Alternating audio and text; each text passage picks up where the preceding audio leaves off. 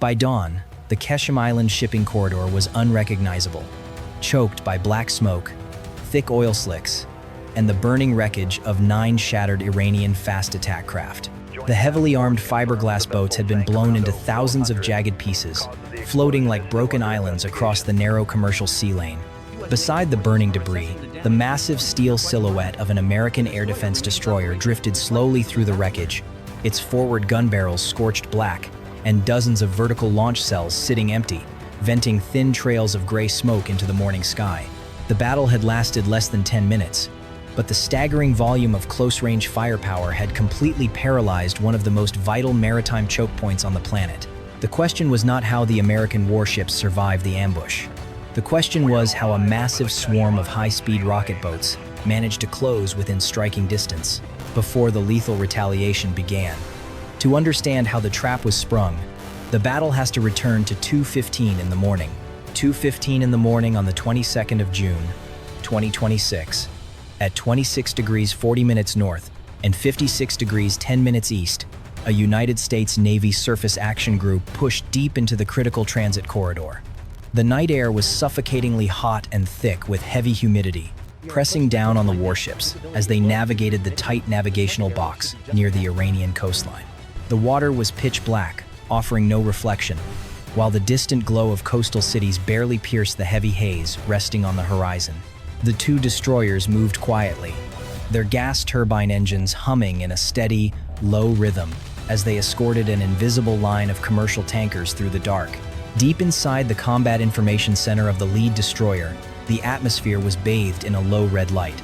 Radar operators sat silently before glowing green screens, monitoring the heavy commercial traffic that naturally cluttered the strait. But at 2:16, the predictable rhythm of the radar sweep abruptly fractured. The primary surface search arrays detected a sudden, aggressive surge of fast-moving contacts breaking out from the rocky shoreline of Qeshm Island. At first, the contacts vanished and reappeared, hiding within the jagged radar shadows cast by the coastal cliffs. But within seconds, the raw data consolidated into solid, fast-moving tracks. The operators immediately understood the danger. These were not fishing trawlers or lost commercial vessels. 9 distinct radar returns were accelerating past 40 knots, screaming out of hidden coastal coves and fanning out into a deliberate, wide attack formation.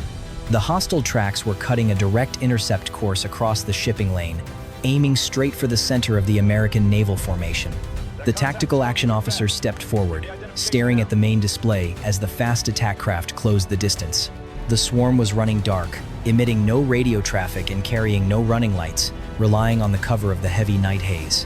They were heavily armed with armor-piercing rockets and short-range anti-ship missiles, built specifically to overwhelm large warships at point-blank range. The immediate threat dictated an instant response. The shrill, piercing electronic tone of the general quarters alarm suddenly ripped through the silence of the American destroyers. The relentless sound echoed through every steel corridor, every crew compartment, and every engineering space. The warships instantly transitioned from a quiet transit posture into maximum combat readiness. The battle for the Qeshm shipping corridor was about to begin. As the general quarters alarm echoed across the dark water, the entire American naval formation snapped into a violent defensive posture. Deep in the engineering spaces of the lead destroyer, the massive gas turbine engines roared as engineers pushed the throttles forward, injecting heavy streams of aviation fuel into the combustion chambers. The immense 9,000-ton warship shuddered under the sudden surge of power. At the stern, the heavy bronze propellers bit hard into the sea, violently churning the black water into thick white foam. The bow of the destroyer lifted slightly, tearing a deep trench through the ocean as the ship accelerated past 30 knots. Beside it, the second escort ship mirrored the aggressive maneuver, both vessels leaning hard into a synchronized turn to place their heavy weapons between the incoming swarm and the vulnerable commercial tankers hiding out in the dark. Inside the steel hulls, the reality of the ambush triggered a massive, highly rehearsed mobilization. Hundreds of sailors sprinted through narrow, red-lit corridors, their heavy boots slamming against the steel deck plates. The deafening mechanical clank of heavy, watertight doors slamming shut echoed from the engine rooms all the way up to the combat center, quickly sealing the ship into a rigid defensive fortress. Damage control teams pulled on thick, fire-resistant flash gear, strapping emergency breathing apparatus to their chests and rapidly dragging heavy canvas fire hoses across the deck grates. In the medical bays, corpsmen locked down loose equipment and laid out trauma bags, fully preparing for the terrifying shock of high explosive impacts. The internal atmosphere was dense with the smell of machine oil, the intense heat of heavy electrical generators, and the sharp adrenaline of a crew rushing toward an immediate fight. On the exterior decks, the heavy machinery of modern naval warfare began to wake up with terrifying speed. On the forward bow, the hydraulic motors of the 5-inch naval gun shrieked as the massive turret rapidly rotated into position, its long gray barrel elevating slightly toward the pitch-black horizon. Deep in the automated magazine below the deck, heavy explosive shells were rapidly hoisted upward, slamming into the firing breech with violent metallic thuds. Higher up on the superstructure, the radar-guided close-in weapon systems aggressively swiveled their heavy white domes, snapping their multi-barrel cannons toward the sea lane. The distinct, terrifying electric whine of the rotary guns spinning up to standby mode cut clearly through the sound of the wind and the crashing waves. Beneath the deck plates, the vertical launch systems hummed with lethal electricity. Firing circuits instantly activated, routing complex targeting data directly from the combat center into the warheads of the air defense interceptors resting silently inside their sealed steel cells. The entire weapon grid of the destroyer was now fully alive, breathing with raw electrical power and immense hydraulic pressure. Up on the bridge, the commanding officer gripped the heavy steel rail, staring out into the suffocating darkness of the Qeshm corridor. The thick glass windows vibrated from the sheer force of the engines driving the ship aggressively through the water. The glowing radar repeaters showed the 9 hostile contacts burning across the strait, maintaining a perfect, coordinated attack geometry. The Iranian rocket boats were not bluffing, and they were not turning away. The American warships were now fully armed, locked into their combat vectors, and charging directly into the center of the kill zone. The distance between the accelerating American destroyers and the incoming Iranian swarm collapsed rapidly into the extreme red zone of engagement. Inside the Combat Information Center, the heavy, suffocating tension finally broke as the electronic warfare consoles suddenly lit up with a series of piercing, high-pitched threat warnings. The fast attack craft were no longer just rushing blindly through the thick night haze. They were actively painting the massive American warships. Warning tones shrieked across the command room as short-range targeting radars and infrared guidance lasers from the approaching swarm snapped firmly onto the towering steel hulls of the destroyers. The invisible battle of electronic warfare erupted violently across the humid night sky. The American electronic warfare suites instantly detected the hostile frequencies and automatically pushed back, blasting massive, invisible walls of jamming energy out over the dark water. The green radar screens inside the command center flashed continuously with heavy static, the incoming hostile signals twisting into jagged, broken lines of interference, as both sides fought brutally to blind the other's weapon systems. The highly trained operators stared intensely at their glowing displays, their hands moving rapidly as they filtered through the aggressive electronic noise, fighting to keep their own weapon tracking boxes locked firmly onto the 9 incoming rocket boats. But before the American jamming could completely sever the swarm's targeting link, a much larger, far more dangerous threat suddenly ripped through the chaotic electronic spectrum. Massive, high-powered fire control radars on the rocky shoreline of Qeshm Island violently woke up from the dark. The warning alarms inside the American Combat Center instantly changed pitch, screaming with a heavier, more desperate tone that signaled imminent lethal danger. The destroyers were no longer just being hunted by a swarm of small boats on the surface of the water. They were now being actively illuminated by heavy coastal missile batteries hidden deep within the island cliffs. The invisible beams of the heavy coastal radars washed over the American formation, locking the destroyers into a highly coordinated shore-based kill web. The electronic warfare operators rapidly slammed their fingers across their keyboards, desperately shifting jamming power toward the island to break the massive radar locks, while deploying active electronic decoys into the air to confuse the incoming data streams. The air inside the small steel room grew incredibly heavy, filled with the smell of hot electronics and the electric hum of the servers. Sweat dripped down the faces of the tactical officers as they fought to hold their own targeting locks through the violent storm of frequency interference. Above deck, the physical weapons flawlessly locked onto their targets, The massive tracking radar of the 5-inch naval gun aggressively adjusted its angle, catching the lead Iranian fast attack craft squarely in its invisible grip. Down in the automated magazine, the final explosive shells locked into the firing breech with a violent mechanical snap. The radar-guided close-in weapon systems tracked the swarm perfectly, their automated targeting computers calculating the exact speed, distance, and wave-bouncing trajectory of the incoming fiberglass hulls. The fast attack craft were now less than 4 nautical miles away, their heavy outboard engines screaming over the water as they armed their own short-range armor-piercing rockets. The American destroyers were painted, locked, and fully loaded with high explosives.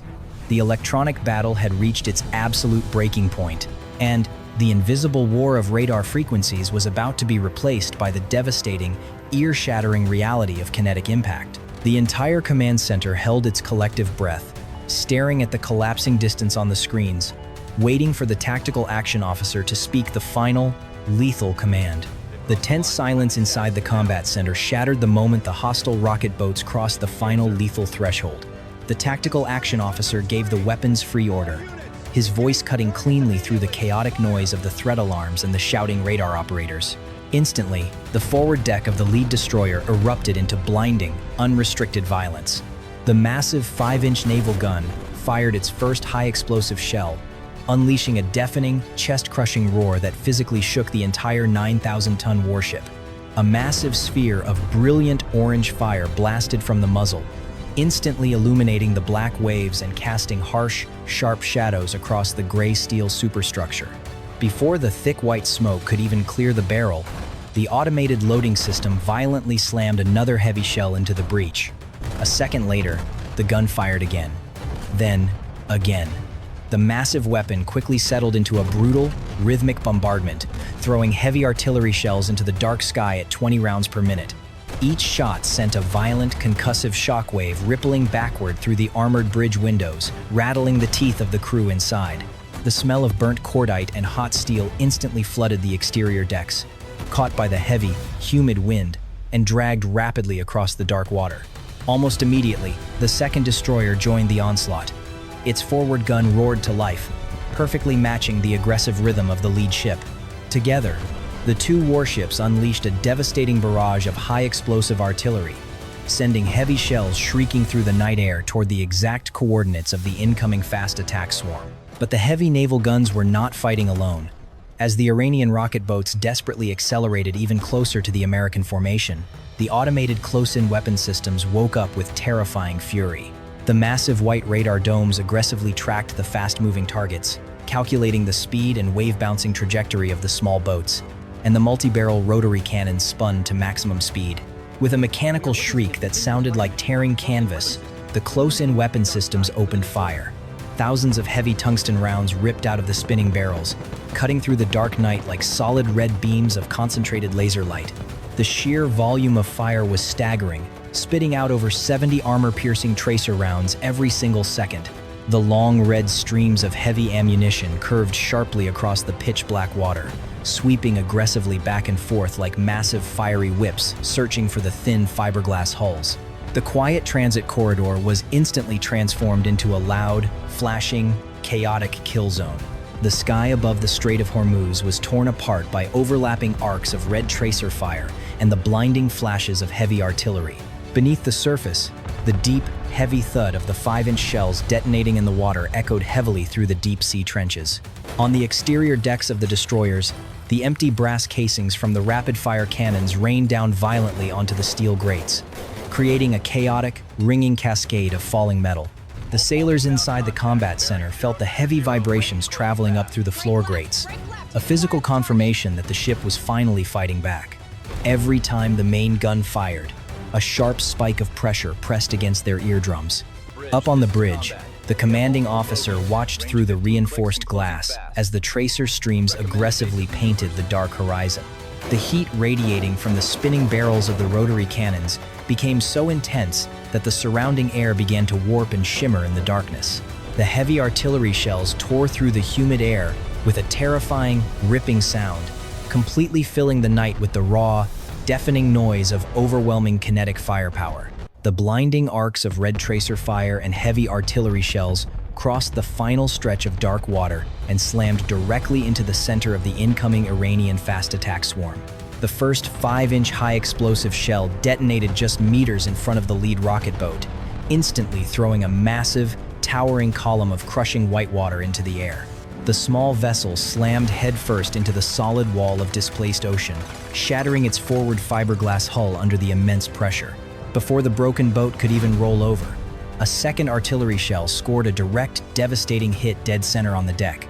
The blast tore the vessel completely apart, violently severing the heavy outboard engines from the transom and sending the burning metal blocks tumbling end over end through the black sky. Seconds later, the tightly packed armor-piercing rockets loaded onto the destroyed boat sympathetically detonated. A massive secondary fireball erupted over the water, spraying jagged, burning shrapnel across the closely trailing vessels. The tight, aggressive formation of the swarm suddenly collapsed into total chaos as the surviving boats desperately tried to swerve away from the expanding wall of fire. But there was nowhere to hide from the radar-guided close-in weapon systems. The solid red streams of heavy tungsten ammunition swept relentlessly across the surface of the sea, walking a path of boiling white foam directly into the flanking boats. The dense rapid-fire rounds punched effortlessly through the thin fiberglass hulls, instantly shredding the unprotected fuel lines and tearing through the crew compartments with terrifying speed. 2 more boats erupted into bright orange flames as their fuel tanks ignited, the sheer force of the rotary cannons literally sawing the small craft in half. The burning bow of one severed boat lifted vertically out of the water, engulfed in thick black smoke, before quickly sliding backward beneath the dark, crashing waves. The heavy bombardment continued without a single moment of mercy. Another 5-inch shell plunged directly into a 4th vessel, vaporizing the superstructure and leaving nothing but a burning slick of heavy oil and pulverized debris floating on the churning surface. Within less than 2 minutes of sustained, overwhelming firepower, the entire surface ambush had been brutally dismantled. 9 fast attack craft were reduced to sinking, burning wreckage. The dark Qeshm shipping corridor was suddenly illuminated by dozens of separate fires burning fiercely across the water, casting flickering orange reflections against the wet gray steel hulls of the accelerating American destroyers. The surface threat was completely wiped out, but the immense kinetic violence of the American response had created a fatal tactical consequence. The constant, blinding muzzle flashes of the heavy naval guns, combined with the massive thermal signatures of the burning wreckage, had perfectly illuminated the exact position of the destroyers in the previously pitch-black strait. The American warships were no longer hiding in the thick night haze. They were fully exposed, brightly lit by the burning graves of their enemies, and perfectly outlined against the dark horizon. Inside the Combat Information Center of the lead destroyer, there was absolutely no time to celebrate the destruction of the swarm.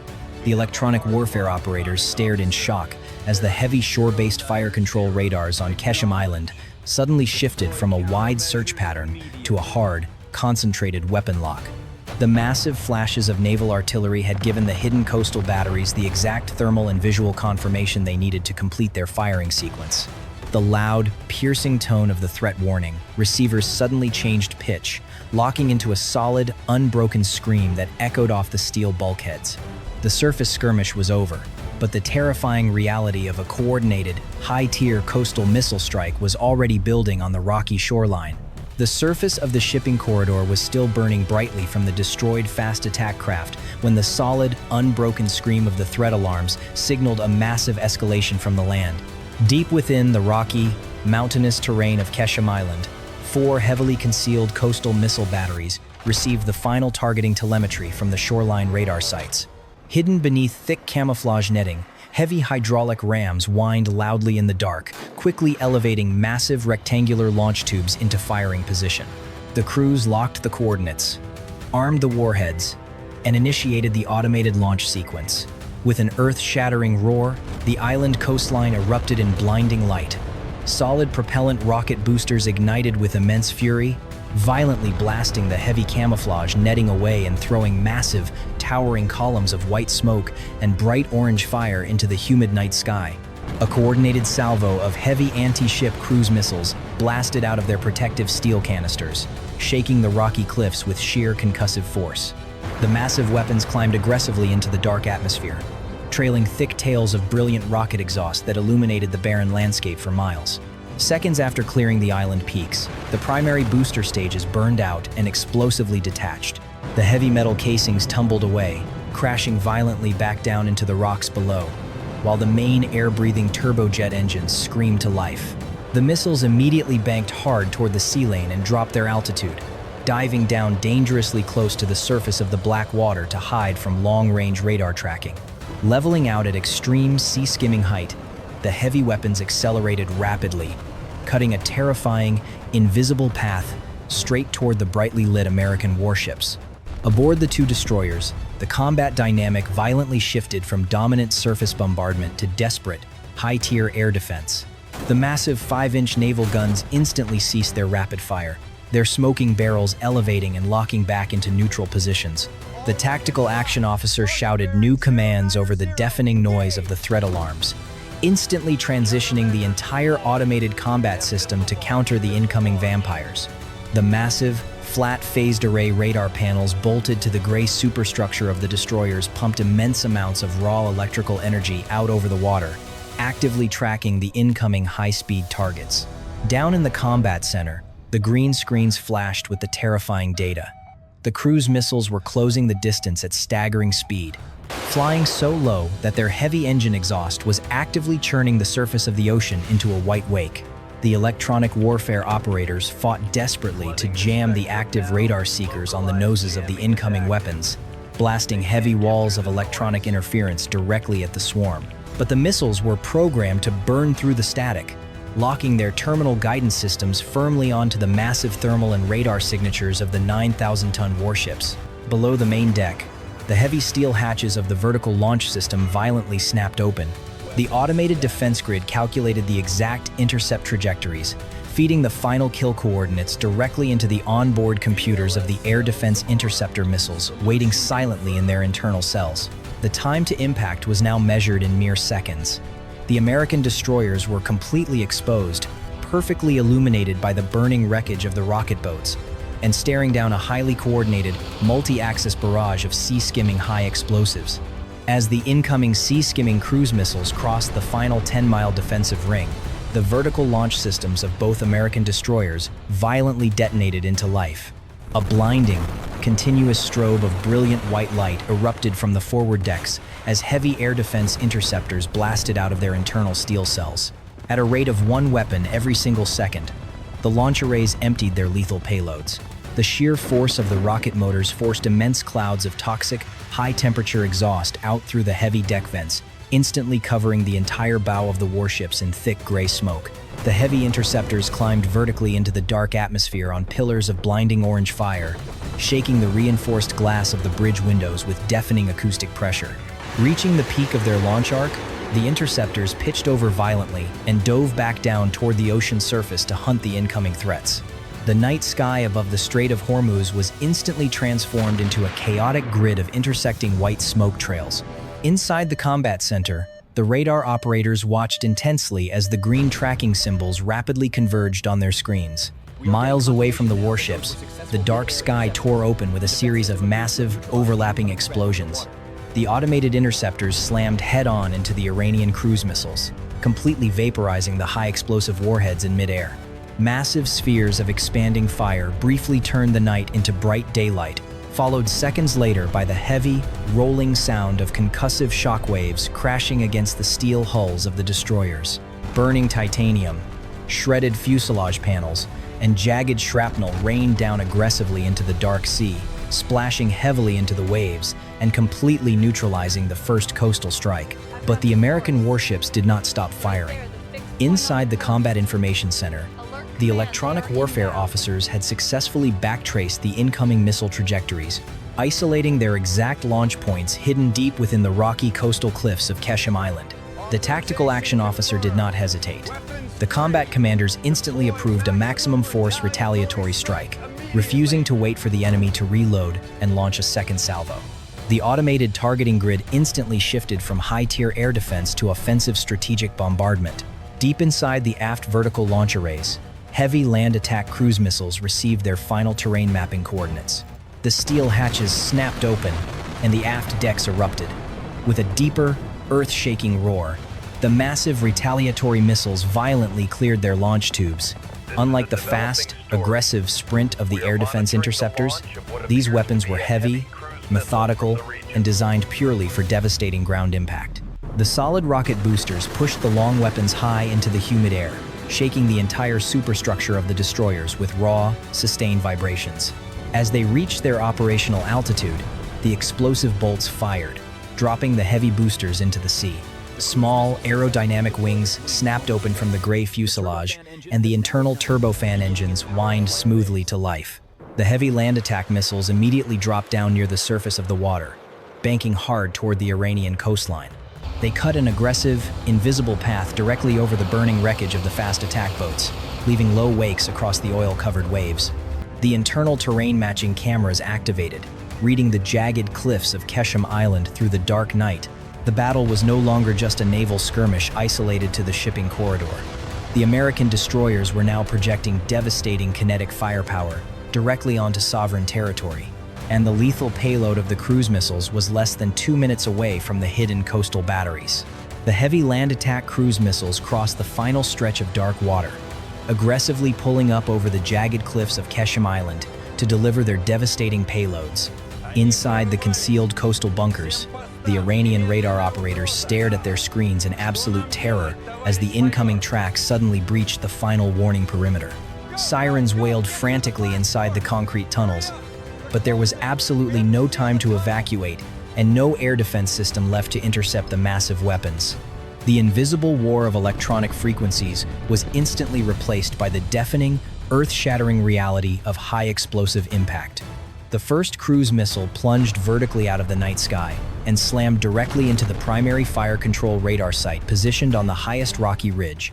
The massive 1,000-pound warhead detonated with terrifying fury, instantly vaporizing the heavy radar antenna and punching right through the reinforced concrete roof of the command bunker below.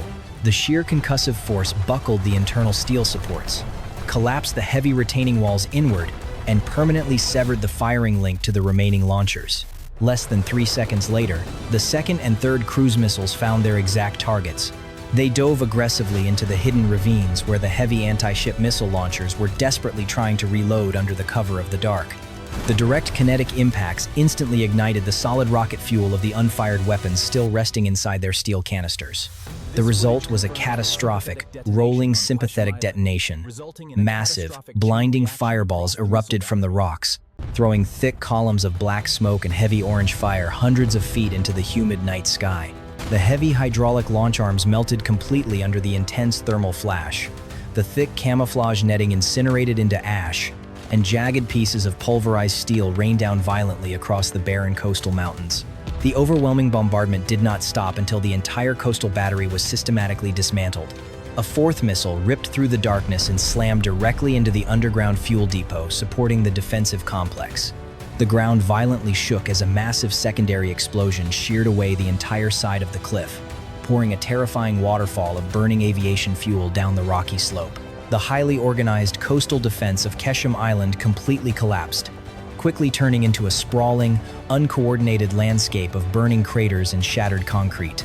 Out on the water, the deafening roar of the land strikes rolled back across the Qeshm shipping corridor like heavy thunder. The violent shockwaves physically shook the dark surface of the ocean, vibrating firmly against the gray steel hulls of the American warships. With the coastal batteries completely silenced, the deadly threat environment finally broke. The remaining fragments of the fast attack swarm, heavily damaged from the initial naval gunfire, slowly lost their fight against the crushing sea.